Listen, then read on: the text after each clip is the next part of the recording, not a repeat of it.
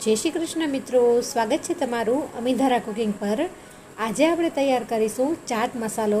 मित्रों, बजार में मळे छे तेना करता खूब ज सस्तो अने ओછી मेहनत में तैयार थई जाय छे आ चाट मसालो, जे तमे घणी बधी सब्जी में के पछी आ रीते कोईपण चाट तैयार करो तेमां स्प्रिंकल करीने खाई शको छो, जेनो स्वाद छे ते 100 गणो वधारी दे छे। अहींया एक पेन राखेलुं छे, तेमां साव लो मीडियम गैसनी फ्लेम पर આપણે પહેલાં બધા જ મસાલા છે તેને રોસ્ટ કરી લેશું। 2 ટેબલસ્પૂન જેટલા મેં ધાણા લીધેલા છે, ત્યારબાદ 2 ચમચી અહીંયા જીરું લીધેલું છે, 1 ચમચી જેટલી વરિયાળી એડ કરી દેશું, ત્યારબાદ અડધી ચમચી જેટલા અજમા પણ એડ કરી દેશું અને લાસ્ટમાં આપણે 25 થી 30 નંગ જેટલી મરી છે તેને એડ કરી દેશું। અહીંયા મસાલાને તૈયાર કરી અને આપણે વધુ સમય સુધી સ્ટોર કરી શકીએ તે માટે આપણે તેને ધીમા તાપ પર શેકી લેશું, જેથી કરીને તેમાં રહેલો ભેજ એટલે કે મોઇશ્ચરનું પ્રમાણ છે તે ના રહે। બસ આ જ રીતે અહીંયા મસાલાને આપણે ગોલ્ડન બ્રાઉન નથી કરવાના, બસ થોડા એવા રોસ્ટ થઈ જાય એટલે આપણે તેને લઈ લેશું।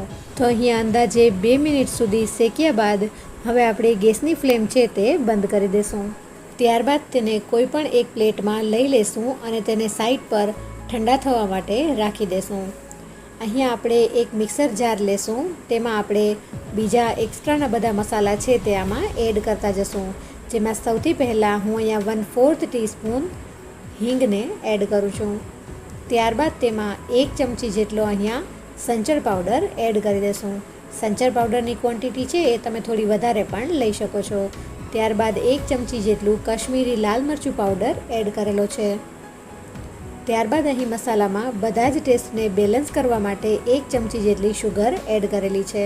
ત્યારબાદ અહીંયા આપણે સાઇટ્રિક એસિડ એટલે કે લીંબુના ફૂલનો ઉપયોગ નથી કરવાનો, તેથી અહીંયા હું 2 ચમચી જેટલો આમચૂર પાવડર છે તે એડ કરી દઈશ અને અહીંયા લાસ્ટમાં 1/4 ટીસ્પૂન જેટલો સૂંઠ પાવડર એડ કરી દઈશું અને હવે લાસ્ટમાં અહીંયા આપણે શેકીને સાઈડ પર રાખેલા જે મસાલા ઠંડા થવા માટે રાખેલા છે તેને આપણે મિક્સર જારમાં એડ કરી દઈશું। અહીંયા જો મિક્સર जार તમારી નાની હોય તો પહેલાં થોડા થોડા મસાલા એડ કરી અને તેને પીસવા। તો અહીંયા સૌથી પહેલાં આપણે મિક્સર જારને બંધ કરીને પહેલાં પલ્સ મોડમાં અને ત્યારબાદ એનો ફાઇન પાવડર તૈયાર કરી લેશું। અહીંયા તૈયાર કરેલા મસાલા છે તેને હું અડધા અડધા ભાગમાં ડિવાઈડ કરી અને પીસું છું, જેથી કરીને તેનો ફાઇન પાવડર તૈયાર થઈ જાય। ત્યારબાદ અહીં તૈયાર કરેલા મસાલા છે તેને આપણે એક ચાળણીમાં લઈ અને તેને ચાળી લેશું, જેથી फाइन पाउडर तैयार थयेलो छे ते नीचे ज रही जाए અને ઉપરના નાના નાના કોઈ પણ કણ રહી ગયા હોય તો તે ચાળવામાં નીકળી જાય। તો મિત્રો આ જ રીતે પીસી અને ચાટ મસાલો તૈયાર કરી લેવો। આ સમયે મને તેમાં આમચૂર પાવડર અને સંચળ પાવડર બંને ઓછા લાગતા હતા, તો મેં ફરીથી તેમાં 1 ચમચી સંચળ પાવડર અને 1 ચમચી જેટલો આમચૂર પાવડર એડ કરેલો છે। તો અહીંયા આપણો ચાટ મસાલો છે તે તૈયાર છે।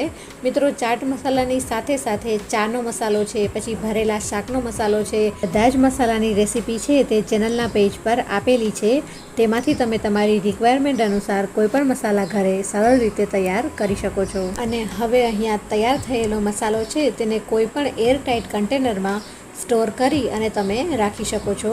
તો મિત્રો આ જ રીતે સરળ મસાલા ઘરે તૈયાર થઈ જાય છે। જો મિત્રો આજની અમારી વાનગી તમને પસંદ આવી હોય તો અમારી ચેનલને સબસ્ક્રાઈબ કરજો અને બાજુમાં રહેલું બેલ આઇકન જરૂરથી દબાવજો, જેથી કરીને નવા વિડીયોની નોટિફિકેશન તમને મળતી રહે।